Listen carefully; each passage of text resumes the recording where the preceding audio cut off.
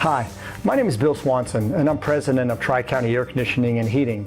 And today we're going to talk about humidity, relative humidity to be exact, and answering the question, why is my home sticky? Why does it feel humid? And how do I keep that from happening? And usually, when does that happen? Do I need a dehumidifier or do I not need a dehumidifier? What kind of unit can I purchase that I do not need a dehumidifier? Okay, but first of all, let's talk about relative humidity. They call it relative because it's relative. It's relative to how much water can fit in a cubic foot of air. The air that we're breathing, the air that we feel, has water in it. When we say it's 50% relative humidity, it means that that air can hold 50% more water. Let's take this sponge, for example. Okay? This sponge right now has some water in it. How much water can it hold? I don't know, but we got rid of some water. Okay, so it has water in it. I'm going to say that it's probably 20% filled to capacity. I can add 80% more water to it, and then it would be saturated. This sponge is 20% relatively filled with water to what it can hold. That's what we mean by relative humidity. It's how much water can fit inside the cubic foot of air. How much water can fit in this sponge of air. I'm thinking it's 20%. I can add more water to this sponge. Okay, I'm going to add some more water. It goes from 20%, 30%, 40%.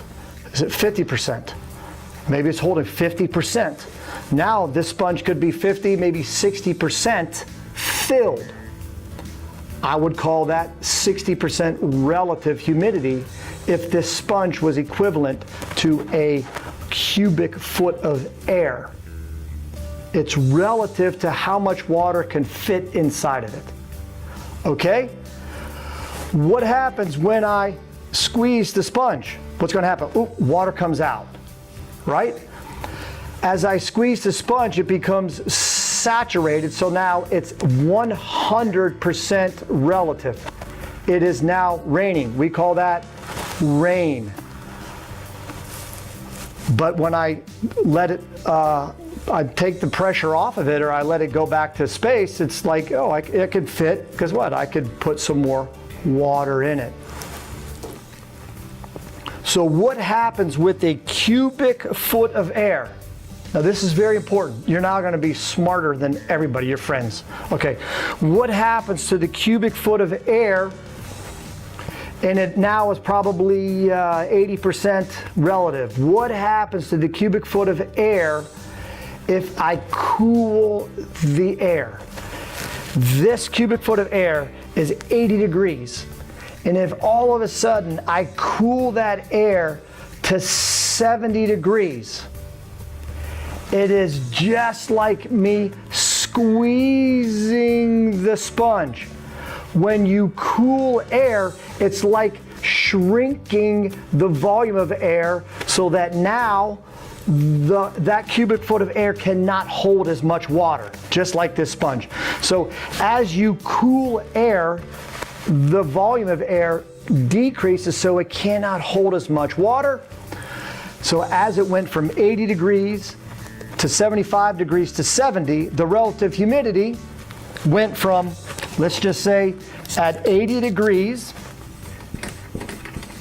this sponge, the relative humidity of that air at 80 degrees was 60%, meaning it could hold, it's 60% filled with water, okay?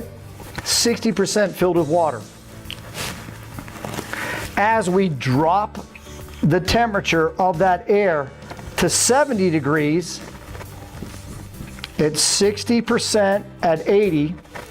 As we drop it to 70 degrees, meaning we're going to shrink that cubic foot of air, Is the relative humidity going to go up or is it going to go down? You're right. It's going to go up because it can't hold as much water. You guys are smart. So on its way to 70%, it goes to 65% relative humidity. It goes to 70%. It can go to 80%. And it may reach 80% relative humidity as it drops in temperature. If it drops to 65 degrees, we even got it even cooler, 65 degrees. 65 degrees, and then what happens? Water comes out. That's called saturation, totally saturated, or it's also called the dew point, meaning it's the temperature at which water comes out of the air. It's also called rain. It's called the moisture comes out of the air. So as we cool the air, the relative humidity increases, meaning it cannot hold as much water. The opposite is true. If we were to take this sponge and we're going to start at 60 degree air, and it's, let's just say it's 50% relative at 60 degrees, and now we heat the sponge. Here's the 60 degree air at 50% relative, and we heat the air. It's just like enlarging the sponge so it can hold more water. Just like the temperature goes from 60 to 70, 70 to 80, 80 to 90 degrees, and we just heated the air. The sun came into the home and heated the inside of the home. The relative humidity goes where? You're right. It goes down because it can hold more water.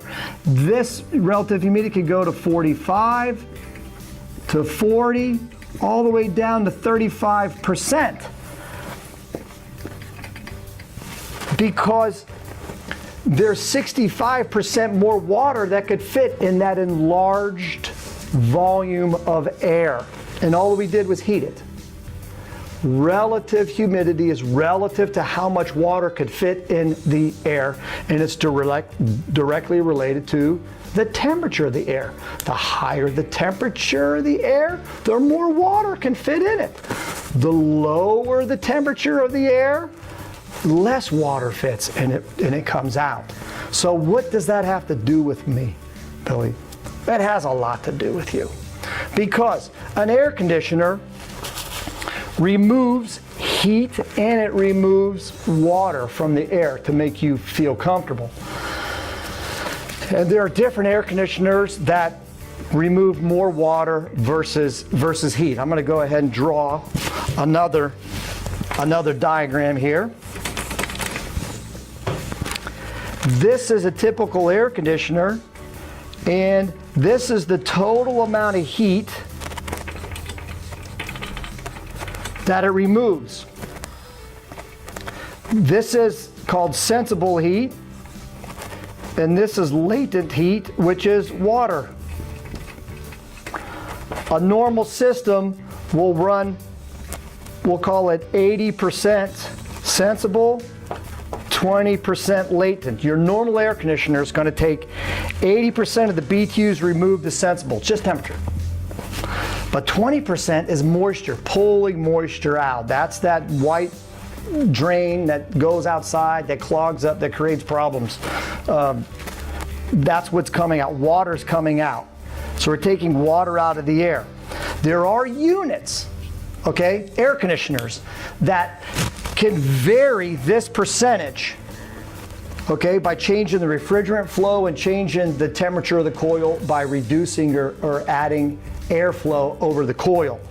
Those are variable speed air handlers, variable speed compressors that allow this ratio to change. If it could go, sometimes they can go all the way down to 65% sensible, 35% latent, meaning you can remove more moisture when the unit is running. And that's the key. When the unit is running, it's able to pull a little bit more moisture out. So here's the question. Temperatures range from 30 to 95 outside year-round. Inside year-round, they may go from 68 to 78.